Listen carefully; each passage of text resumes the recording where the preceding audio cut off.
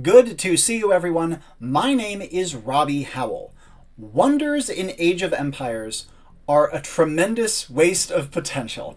They have some of the most beautiful models in the game, are cool and iconic and epic, and yet you never see them. And as such, I'd like to talk to you today about an idea that I and several others have proposed over the years about making wonders a more integral part of Age of Empires, with a big, splashy, impactful effect that doesn't drive the game to an unsatisfying anticlimax. I am talking today about Wonder Powers, a new mechanical proposal which we will get into shortly. Of note, this video is done in collaboration with Admiral Wololo. If you haven't seen him before, he has a fantastic channel, and he is releasing a video of his own on this very topic, linked down in the description below. Go and drop him a sub and watch the video that he has produced. And he has actually implemented these wonder powers in the game itself as a playable mod. So go check out his channel for some more details. And if you're new here, please make sure to drop a like and a sub. Join the Discord linked down below. And if you have a couple bucks to spare, go support me on Ko-Fi. Links to all of the above can be found in the description down below. Let us move on to the premise of this video. Wonders, like I said, are too cool to be this useless.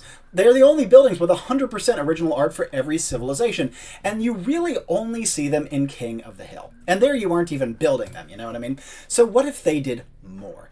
That's where this proposal comes in. Wonder powers. When you build a wonder, they would grant you what is functionally another civilization bonus, but much, much stronger. A big splashy effect that can help you close out the game. I'll also be talking about a couple of adjacent balance changes to the building in this video as well. As mentioned, this build is being done in collaboration with Admiral Wololo. His video will show off one of the implementations of these wonder powers that he's put together, and he is also going to be releasing a mod called Age of Wonders, to anyone who gets that reference, letting you use them all yourselves. Be sure to go and check those out.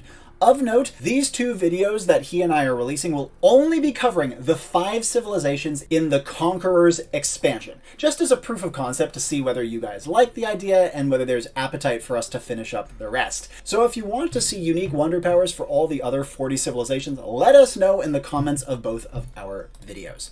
Let's dive in first to some of the broad changes that we are proposing as part of this Wonder Powers overhaul. First of all, wonders cost minus 25% and take minus 75% build time. They are still going to be quite expensive, but at 1,000 of each resource, they would never see actual play, even if the bonuses were absurd. 3,000 resources and a shit ton of villager time is just too much to ask of people.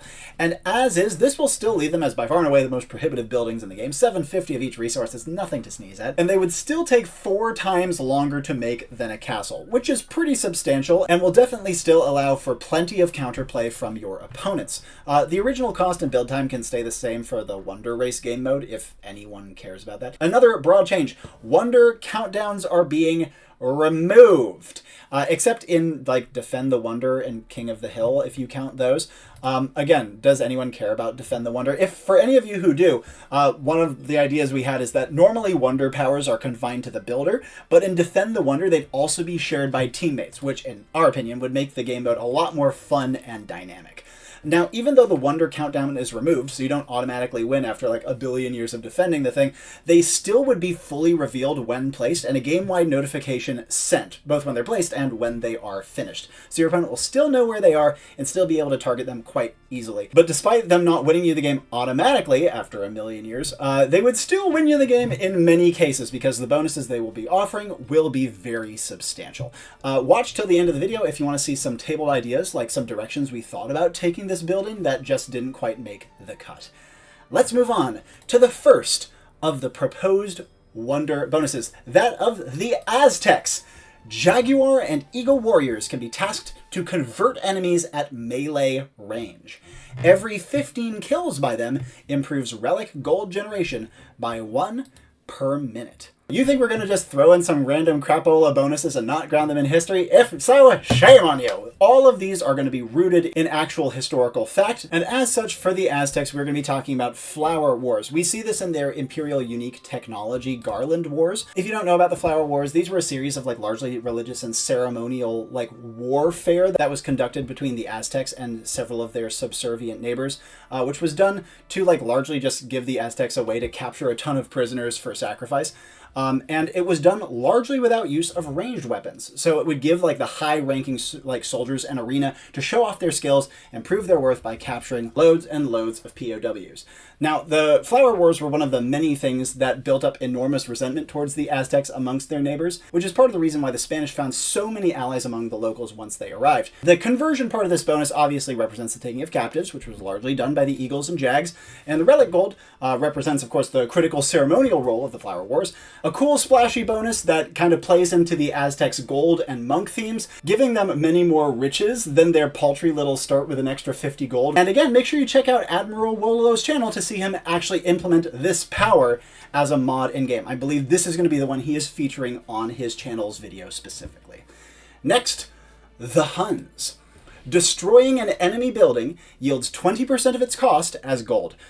Now, this is probably going to come as a shock to a lot of you, but the Huns were actually really well known for looting and plundering. I know this comes as a surprise, but if you look in game right now, half of their campaign is actually, if you look closely under a microscope, actually about extracting enormous amounts of gold while torching towns to the ground. And these are all obscure details about them that I'm sure you missed when you were playing through the first time. But as an interesting bit of historical fact, the Balkan campaign, according to some sources, ended urbanization in the region for almost a century.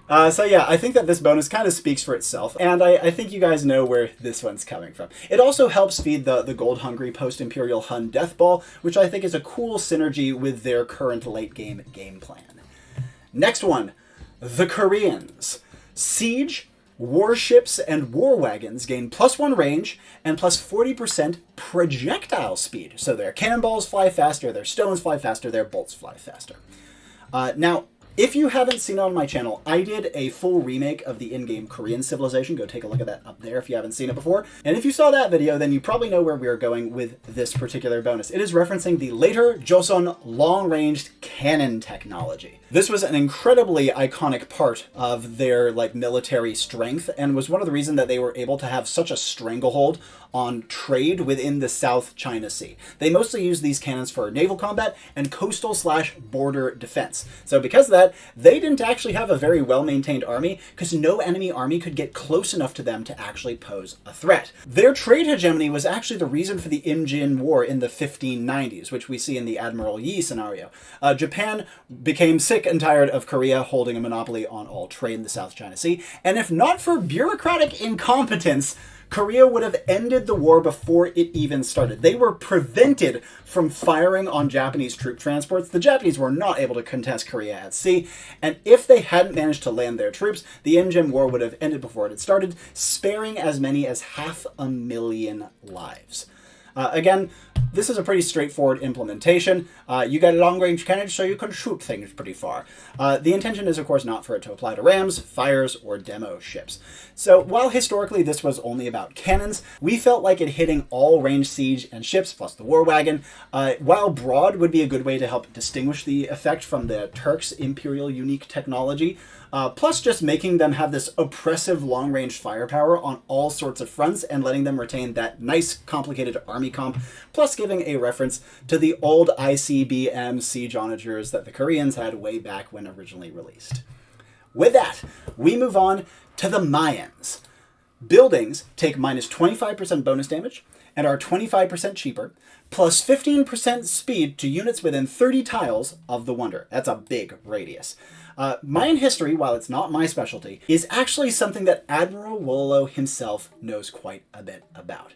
And so, let's turn it over to him to learn a little bit more about the historical justification for this particular wonder power. Take it away, Admiral. Ahoy, and thanks for having me. The AoE2 Maya Wonder is a temple in Tikal, one of the largest and most powerful city-states of the Classic period, so the bonuses are inspired by that time and place. Included is a speed boost aura in reference to the Sakbeob, or paved white roads that facilitated movement and connected key areas around a city. Classic Tikal was also known for its prolific monumental and urban construction, hence the building discount. Finally, Maya concrete technology was remarkably advanced, with some of the advantages of Roman concrete or modern Portland cement, providing resilience to endure through the centuries. The structures at Tikal even emerged unscathed from a devastating earthquake last century that leveled tens of thousands of modern buildings. So we've implemented this as resistance to attacks from earth-shaking siege engines, and playing into the defensive sub-theme of the Maya civilization. Back to you, Robbie. Huge thanks to Admiral Wololo for that cameo. Again, go check out the video on his channel. I'm doing a cameo there myself as well. And with that, we move on to the final of the wonder bonuses that we designed for this little initial teaser video. The Spanish swordsmen, spearmen, and hand cannoneers mutually buff each other and are trainable at the castle as a trio 200% faster than their normal combined training times would be. For the specific mutual buffs they give, swords heal nearby spears for plus 60 hit points per minute. Spears give nearby hand cannons plus 4 attack, and hand cannons give nearby swords plus 25% rate of fire. This is in reference to the Tercios, who are a combined arms military unit, the crown jewel of Iberian militaries, particularly Castile in the 1500s. They were one of the first ever pike and shot units, an elite phalanx of long spears, providing cover for rows upon rows of arquebusiers. They also brought in sword and shield style shock troops to break apart enemy pike formations and blitz enemy gunners before they were ready. So it really was these three units feeding off each other to great effect. While this bonus has a lot of moving parts, it should give the Spanish a great core composition that capitalizes on their flexible tech tree. It also gives them something else to do at the castle besides just spam conquistadors, which I know many of you probably like to do, but I'd like to see them do something different too. Of note, we did strongly consider having this be a stacking aura, meaning that you'd need like 20 of a unit to get the full buff on those nearby. We decided against it because it was a little bit complicated for what we were trying for here, but if we did go in that direction, since it would be a substantial nerf on what we have now, just assume that all of the caps that we have listed here should be like 50% higher. But before we end, let us move on to the LAVAnte-Garde section. If this is your first time watching my channel, I'm kind of a specialist at coming up with harebrained ideas that don't fit the game but are maybe kind of cool in theory, and that's what we're going to be talking a bit about now. Since this design was meant to be released as a mod, we needed to focus on what was actually implementable in the game. The new Age of Mythology like Wonder Age mechanic did partially inspire this video, but Wololo and I independently had this idea, along with many others besides, for years before Age of Mythology actually came out. I even think there was a mod that did something like this way back in the day on Age of King's Heaven, and if any of you guys can confirm in the comments, I would love to hear. I just remember that the Saracens got +3 range on their monks or something like that. And while I do like to push the boundaries, and Wololo was happy to indulge me for this video, there is another more generic option that you could do for wonder powers instead of having every civilization have its own. That being something similar to Age of Mythology, where all wonders could give like a big resource trickle, flat buffs to your units map wide, and improve training and building speed. This would be regardless of civilization. They would all get a great big fat bonus when the wonder was made. And while I think this is lazy, I would prefer it to the wonders we have now, which do diddly squat. Maybe you could even have a mild generic buff on top of the unique buffs that we have proposed here. Now, besides a little bit of this extra context, let's talk about some of the other major possibilities that we considered for this build, but determined were a little too complicated. Maybe if you guys want to see a follow-up where we finish the other 40 civilizations in the game, we can go into some more detail on these. 1. A catch-up mechanism, where your wonder could be cheaper or faster to build if your opponent is doing much better than you. We really like this idea, because obviously, as it stands, this is very much a win more mechanic. And it would be super cool if wonders could be a way for players on the back foot to, like, pull themselves back into the game. However, this would be an extremely tough metric to measure and implement. What measures whether your opponent is doing better than you? Would it be score, their total castles, their total town centers?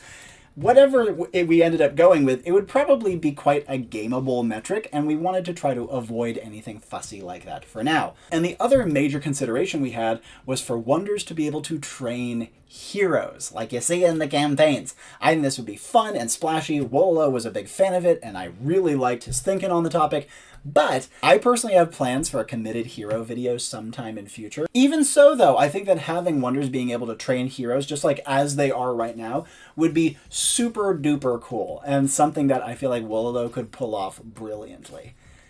And with that, we come to the end of this Wonder Power Proposal video. Thank you guys so much for watching. We would love to know, how do you like the bonuses we came up with? And do you want to see more mechanic vids like this here on my channel? Most importantly, do you want to see the other 40 civilizations? Make sure you tell Wololo and I if so. This was a lot of fun to do, and a huge thanks to Admiral Wololo for joining me in this little project. Again, make sure you guys sub to him and try out the Age of Wonders mod that he has put together, implementing these 5 designs, and maybe in future expanding to the others that we come up with. Admiral, it's been a pleasure working with you, and it's been a pleasure having all of you out there take a look at what we've come up with together. So go sub, enjoy the mod, and until we meet again, my name is Robbie Howell, and ciao for now.